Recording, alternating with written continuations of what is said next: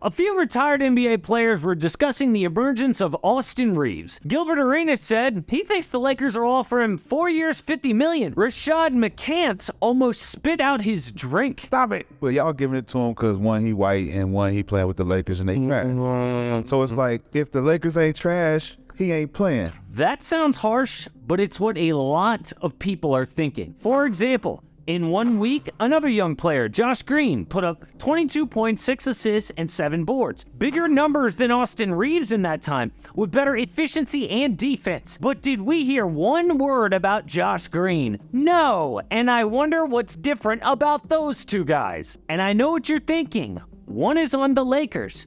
But no, would you believe people are saying it's because Austin Reaves is white? Yes, I know, but I actually agree with that. But there's one reason it's actually not racism. But how did a zero-star recruit end up in this situation? Well, Reaves was a zero-star recruit for two main reasons. The first is he wasn't on the AAU circuit. Dude wanted to be a baseball player and switched to basketball late. He grew up on a farm in Arkansas in a town of 1,200 people. His parents were both elite D1 players, but they told Austin, you either work on the farm or get in the gym. So eventually, he picked up ball. But he only got to play 1 year of AAU, so people didn't really know about him. At high school, he was a great player, but scouts thought his stats were fake. If you come from a school with 52 seniors, someone has to score all the points. But his points were not normal. As a freshman, he beat Malik Monk for the state championship, won it again as a sophomore. As a senior, looked up to Kobe and had Mamba-type numbers. A 33-point fourth quarter with a buzzer-beating win. 73 points in a triple overtime game. But people saw a skinny white kid who didn't look elite. So the only real school to offer a scholarship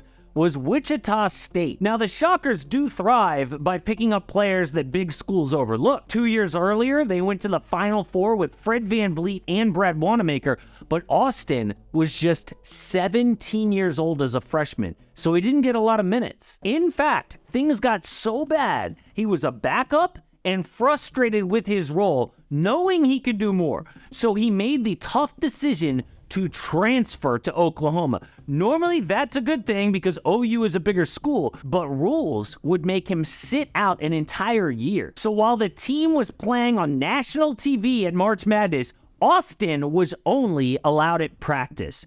But something happened that year that changed his life.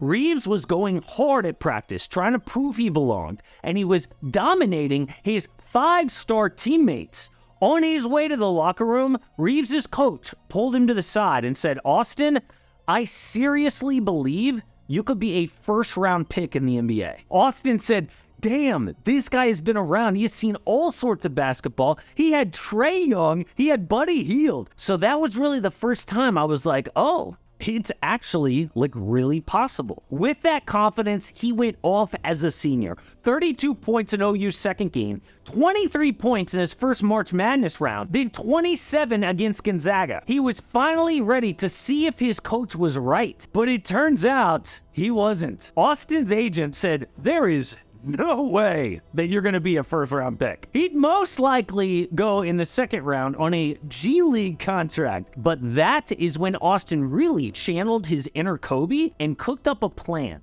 In 1996, Kobe's agents steered him to the Lakers by threatening to not sign with anyone else. So what Austin did was demand a fully guaranteed NBA contract from everyone but the Lakers. The Pistons called on draft night, but they refused to give in to his demands. Some people lived to have their name called on draft night. Austin gave that up to be a Laker. So right after the draft, he agreed to a two-way G League NBA contract with LA. Austin said he wanted to play with LeBron because he thought they could relate on an IQ level. But it turns out there was a different player he would relate to more in LA. But the first test was LeBron's private workout in Las Vegas before training camp. The skinny white kid who nobody believed in entered a gym with 5 Hall of Famers: LeBron, AD, Russ, Dwight Howard, and Carmelo Anthony.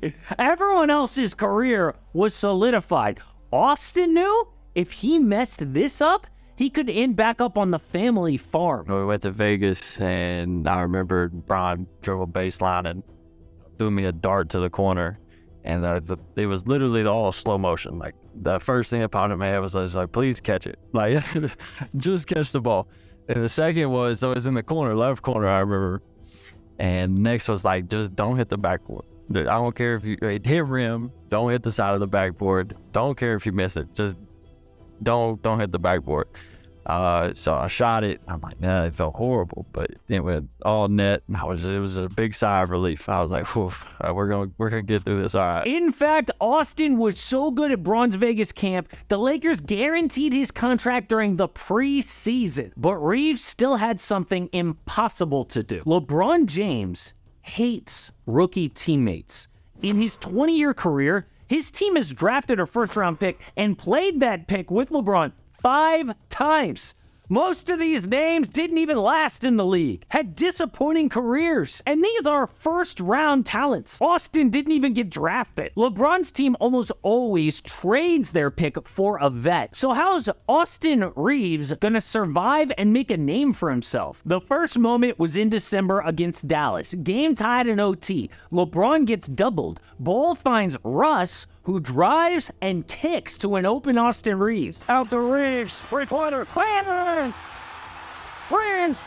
He was mobbed by his teammates because they know how doubted he had been. There was the moment Austin's mind was blown by LeBron that turned into a meme, but Rajon Rondo is who really took him under his wing. Reaves annoyed the point guard with a million questions about how to see the game, and he played well to end the season, but Reaves jumped to another level in March of this year.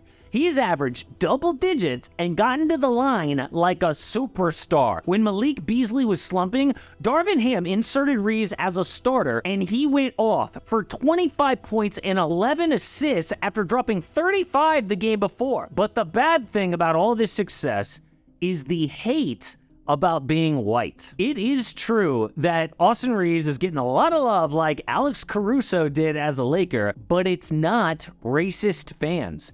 In a league that is 73% black, I think it's just a novelty to see any other race of player break out. It's not that people like Jeremy Lin or Austin Reaves more, it's just really unusual to see that, and out-of-the-box things tend to go viral. Race has something to do with it, but it's definitely not a negative. It's just weird. But because he was undrafted, another team can swoop in this offseason and offer a huge backloaded contract. Austin once said his goal in the NBA is to make as much money as he can playing. And if LA treats him like they did Alex Caruso, Reaves will be gone this summer. Maybe the team that's going to steal in and swoop him is the Portland Trailblazers. They are going to miss the playoffs this season despite having a healthy Damian Lillard, and Dame is playing his best basketball of his career. I know he's super loyal, but some scary new reports are coming out, and something serious is about to happen with Damian Lillard. Check it out.